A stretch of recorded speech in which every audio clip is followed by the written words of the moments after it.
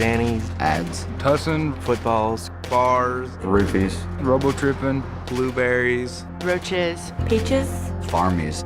By the time you realize that you've started doing it pretty frequently, you're going to be physically addicted, and then you're at a point where you can't stop even if you want to. Every prescription drug has an effect on you. That's why doctors give them to people. Some people think that because drugs come from a doctor, they're safe. But taking them for recreational use to get high can be just as dangerous and addictive as taking street drugs. A pill can have a totally different reaction on you than the person it was prescribed for. So a drug that's okay for somebody else could be dangerous for you. Because of potential for abuse and addiction, the DEA puts many prescription drugs in the same category as opium and cocaine. They're made obviously by pharmaceutical companies. There's basically 4 different categories: depressants, opiates, and morphine derivatives, stimulants, and antidepressants. They come in capsules, tablets, and liquids.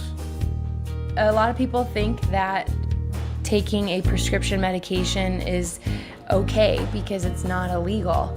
But the truth is that taking a prescription drug or giving a prescription drug is a form of using drugs or drug dealing.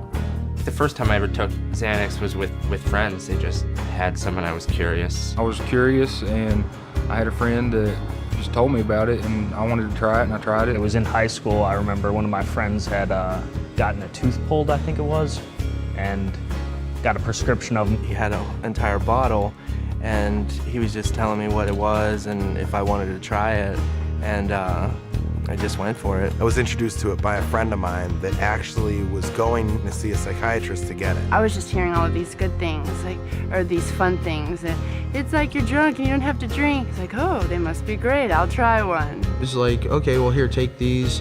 You'll have a great night. You're gonna feel really good.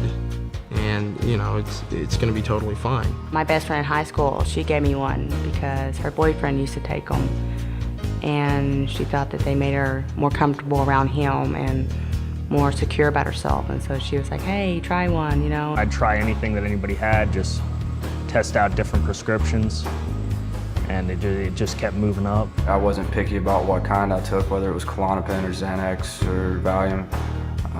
So many of my friends were getting it prescribed from psychiatrists, and they were going to 2 or 3 different ones a month, so we had a pretty steady flow of it. I started going to doctors and, telling them a lie about trying to get Xanaxes, telling them that I couldn't concentrate at school, or I was just nervous or not comfortable around anybody.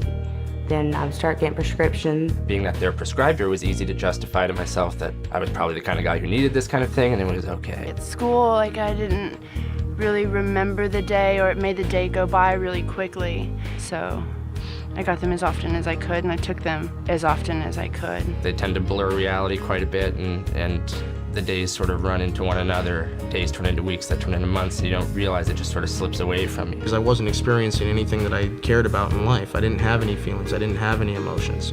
Kind of lulled myself into a false sense of security, feeling like I was getting away with stuff, even though I'd still have to deal with it when I came down. You're constantly high, so you're not yourself. You're not the person that anyone in your life knew you as. You're some stranger to them, and you're mean. I would steal from my mom, I would steal from my brother, I would act out at family functions, I'd make a fool of myself, I would embarrass them, I would tell them things that I didn't mean, be very hateful. And it got to the point where my family kicked me out of the house and weren't willing to have me around when I was taking it because of how violent I would get. Within 24 hours, you're starting to come down and you crash off of it. Feeling like the worst case of the flu, can't move, can't think, just don't feel like yourself at all. Feel yourself starting to get depressed, being just less happy with everything around you. I was very depressed. My panic attacks and anxiety was at a very high point.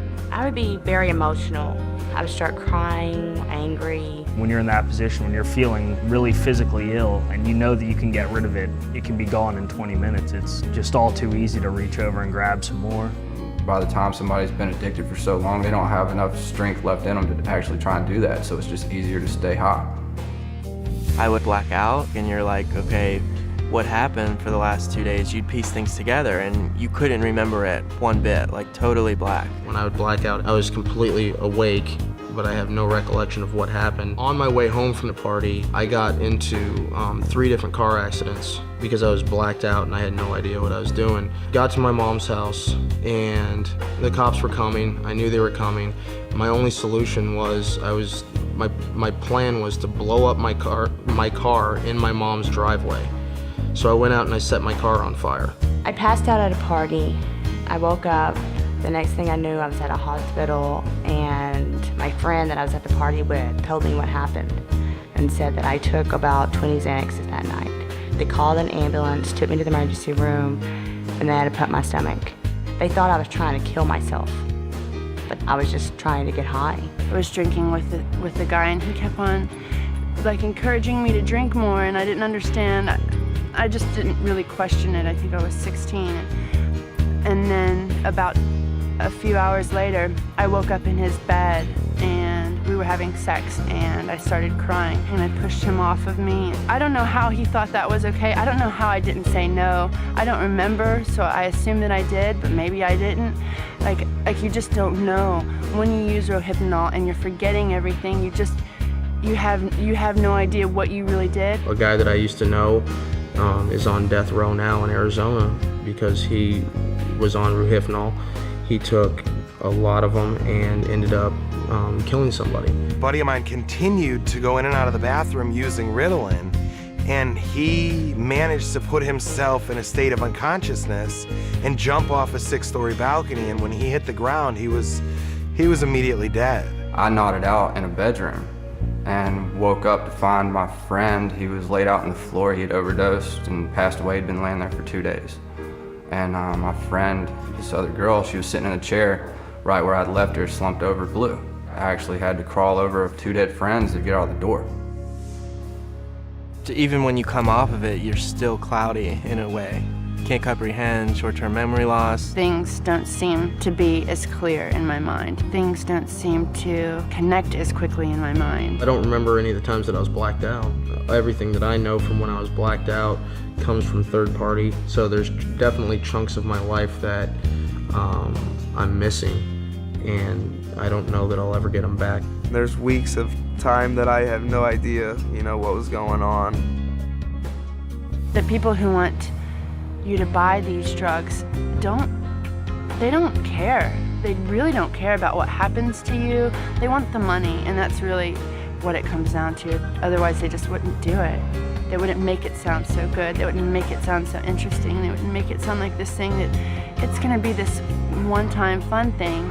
If I knew what the side effects and the consequences, and if I knew that I was going to be the way I was, there would be no way that I would have ever taken Xanaxes, because still to this day, I have a lot of regrets. The biggest danger of it is seriously the word of mouth. People talk about it and always talk good about it because they think it's okay, it's not going to hurt you. But it's just as hard on you as a cocaine would be. Eventually it gets to where it grabs hold of you and sucks you in. Just because it's readily available, or just because you can get it from your doctor, or just because your mom has it in the medicine cabinet or whatever, doesn't make it okay, and it doesn't mean that it's safe. I remember when I was little, you got TV saying just say no. I'm like, okay, just say no, whatever. But nobody ever says this is gonna kill you. This is gonna take your life away. This is gonna make your family hate you. It's gonna make your girlfriend hate you. It's gonna make life a living hell. I probably would have listened to him.